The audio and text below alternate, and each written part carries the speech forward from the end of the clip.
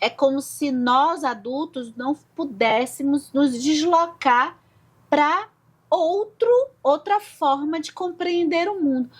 Aí, quando a gente consegue observar as modificações que a gente pode fazer, ou as descobertas que a gente pode fazer para tornar nossos procedimentos, nosso dia a dia ainda melhores, ou naquele momento adequados ao nosso momento emocional do dia. A gente sabe que se a gente estiver mais irritado, a gente vai evitar algumas situações podendo fazer isso. Isso tudo passa pela literatura. O fato de olhar as coisas que acontecem com a gente, ampliando o nosso universo para além do que as pessoas estão nos dizendo necessariamente, ouvir várias opiniões, tudo passa pela nossa forma de compreender o mundo. A literatura por si só já faz isso.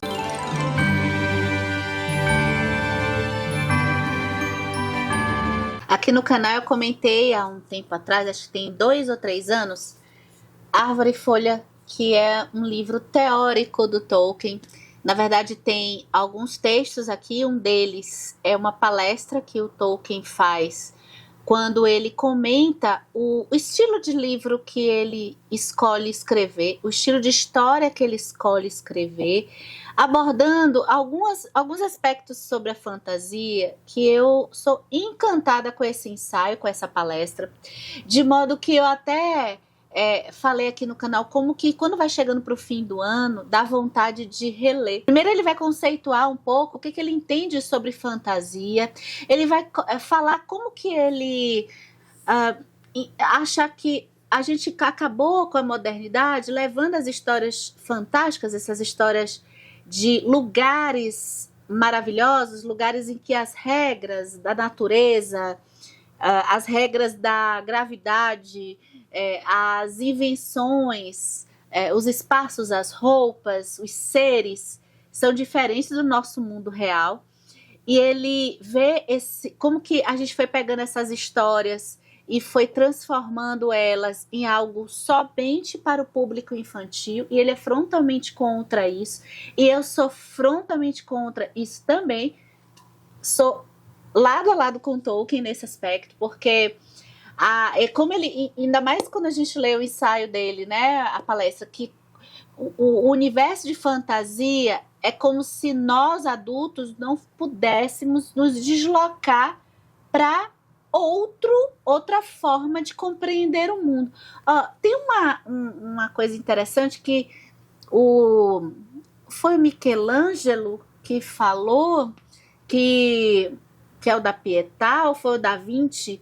Olha, gente, qualquer trabalho que você faça, ou se você tem algum trabalho que envolve a criação, a produção de alguma coisa, seja um relatório, até um e-mail que você vai passar, ou seja um produto final de algo que você vai, se você for um médico, os estudos que você faz, a observação do paciente, se você é um farmacêutico, a análise ali de uma receita, de uma situação, se você é um advogado, a situação jurídica das leis, dos estudos, tudo, a gente fica muito restrito àquilo que a gente está olhando. Se a gente aceita como verdade única, a gente não consegue analisar as situações múltiplas e diversas que estão à nossa volta em qualquer trabalho. Quando a gente vai pensar no nosso dia a dia, nas coisas que a gente faz, até cuidando da nossa casa, quando a gente consegue observar as modificações que a gente pode fazer, ou as descobertas que a gente pode fazer para tornar nossos procedimentos, nosso dia a dia ainda melhores, isso tudo passa pela literatura. O fato de olhar as coisas que acontecem com a gente, ampliando o nosso universo para além do que as pessoas estão nos dizendo necessariamente, ouvir várias opiniões, tudo passa pela nossa forma de compreender o mundo. A literatura por si só já faz isso, porque quando eu vou para um personagem que não sou eu, se eu consigo, que é a batalha que eu fico aqui um pouco, né, doutrinando um pouco, se eu consigo ir para personagens que não são parecidos comigo, se eu não consigo só gostar daquelas histórias que são parecidas com a minha realidade, porque aquilo que é parecido com a minha realidade, ok, é legal encontrar, mas o bacana é a gente ver histórias múltiplas, né, de locais múltiplos, culturas múltiplas.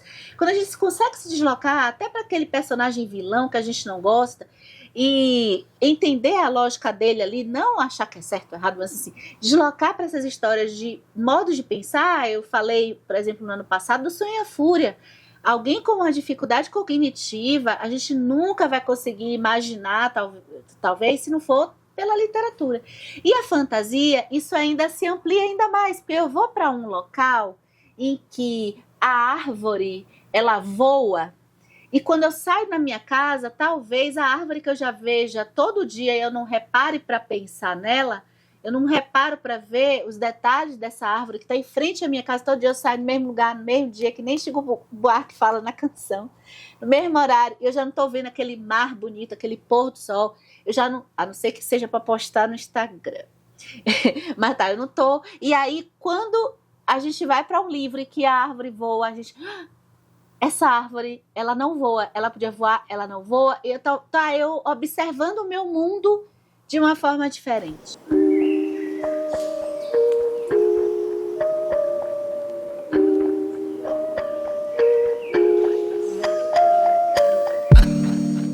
A mente humana é capaz de formar imagens mentais de coisas que não estão realmente presentes. A faculdade de conceber as imagens é ou era naturalmente chamada de imaginação. Para o Tolkien, a arte e a produção até de um trabalho, a gente está ali pensando na imaginação, nas criações. A arte, pelo toque de novidade, de algo diferente, de algo que tem um impacto em nós, a gente não tem dúvidas que, claro que está ali. Primeiro a gente imagina, depois a gente coloca em prática. A gente torna aquilo material. E aí é que ele fala que a fantasia, para ele, e eu concordo, é ainda mais que arte, porque a fantasia, ele fala assim, nesse sentido, acho, não é uma forma inferior, mas superior à arte de fato. A forma mais próxima de ser pura e, portanto, quando alcançada, mais potente. A fantasia, é claro, começa com uma vantagem, a estranheza arrebatadora. Essa estranheza da gente entrar no universo que, opa, tem uma coisa diferente aqui. Tem uma coisa, eu tô brincando com algo que talvez me ajude até a perceber coisas em mim que eu não tinha pensado antes, porque talvez eu só tenha aprendido as matériazinhas na escola, matemática, física, química, biologia, etc. Mas essa vantagem foi voltada contra ela e contribuiu para a sua difamação. Muitas pessoas não gostam de ser arrebatadas, não gostam de qualquer interferência no mundo primário. Eu só gosto de ler as histórias que estão igual aqui. Estou olhando para minha janela, minha rua, ao meu mundo. Só quero ver esse tipo de história. E ele completa que a fantasia é uma atividade humana.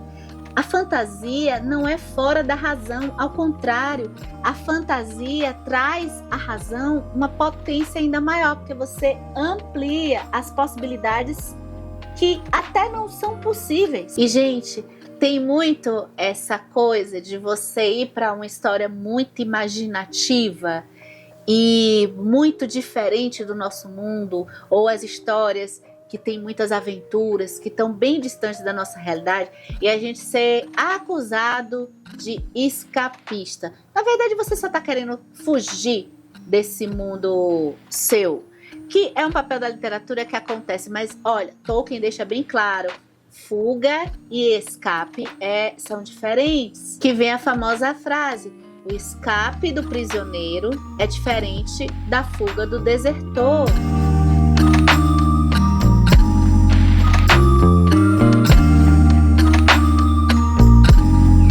Por hoje é só de Árvore e Folha.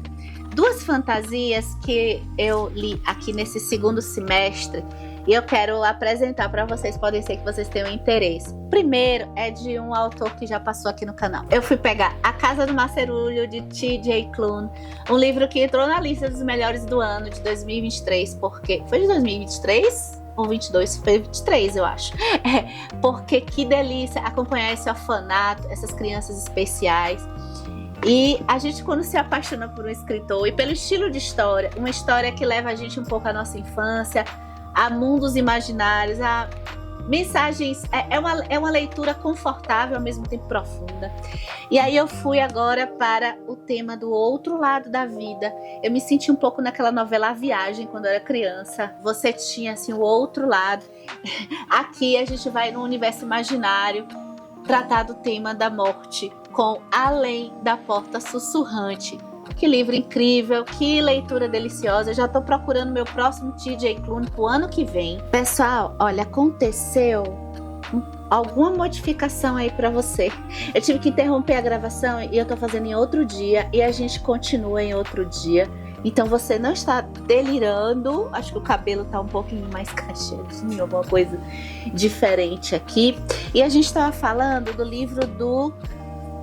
Não A Casa do Macerulho. A gente estava falando do Além da Porta Sussurrante.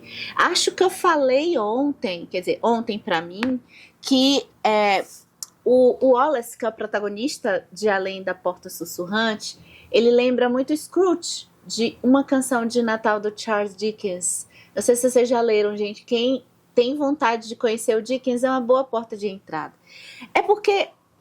eu acho que ambos, eles bebem da fonte de serem totalmente gelados, insensíveis às emoções humanas. Eles estão muito focados em metas, resultado.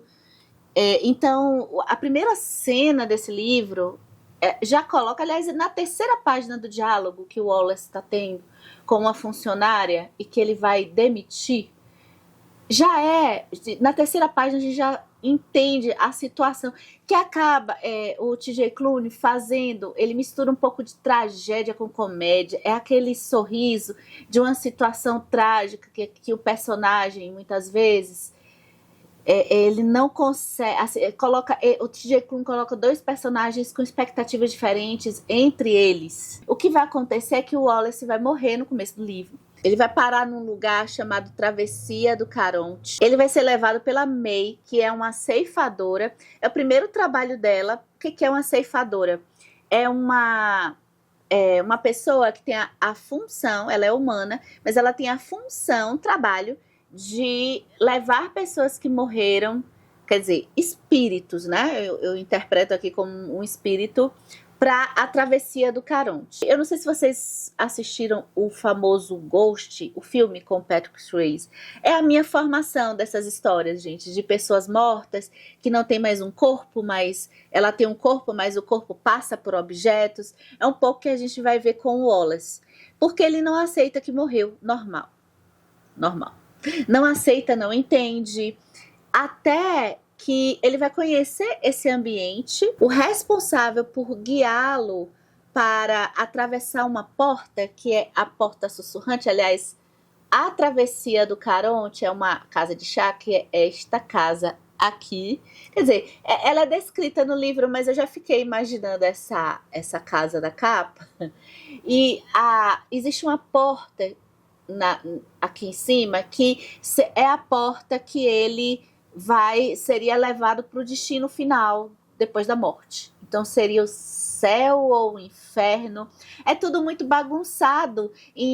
Se a gente tem uma percepção cristã misturada com espírita e tem a mitologia grega aqui, então o TJ Klune faz um caldeirão de histórias para tratar, mexendo um pouco com psicanálise desse momento, não sei se seria um purgatório, que o personagem ele vai se deparar com a realidade que ele está morto e perceber as coisas que ele fez. Seria meio que uma espécie de julgamento final, mas uma alta análise, de perceber a vida que ele teve, a rotina daquele lugar, até ele se sentir pronto. Quando ele se sentir pronto, ele passa na Porta Sussurrante.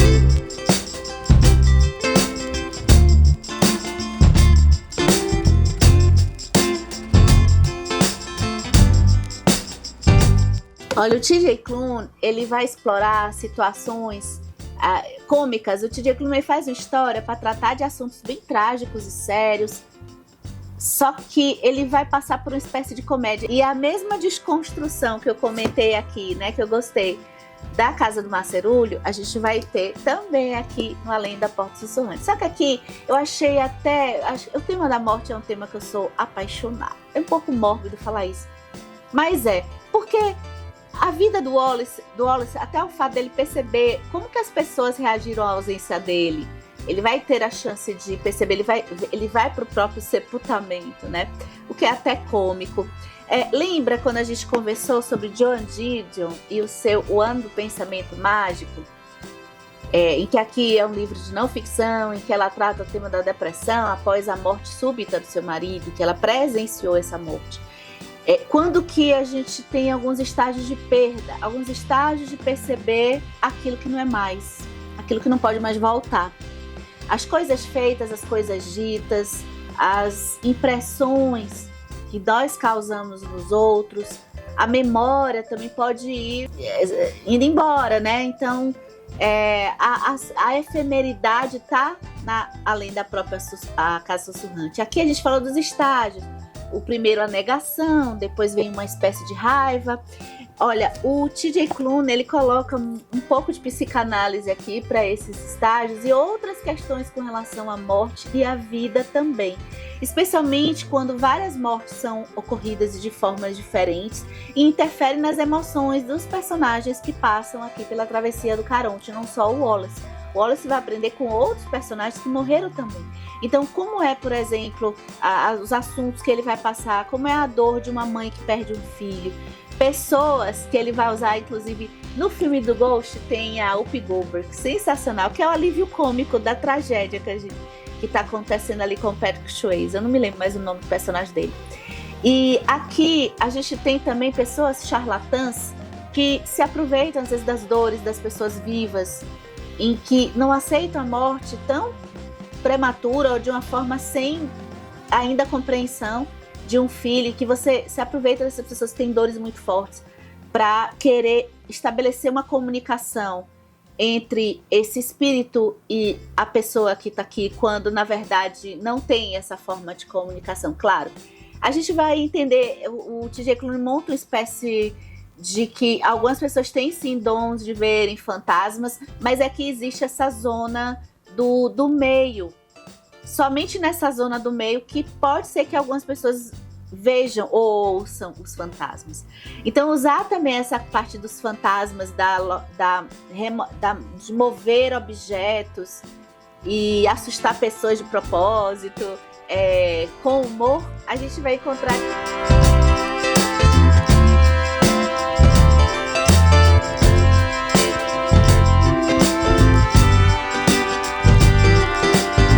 Outro livro de fantasia aí, numa pegada bem diferente, mas gostosa, que eu acho que não tem tanto essa brincadeira de universo mágico, um pouquinho só, mas a gente tem uma política, um sistema político interessante.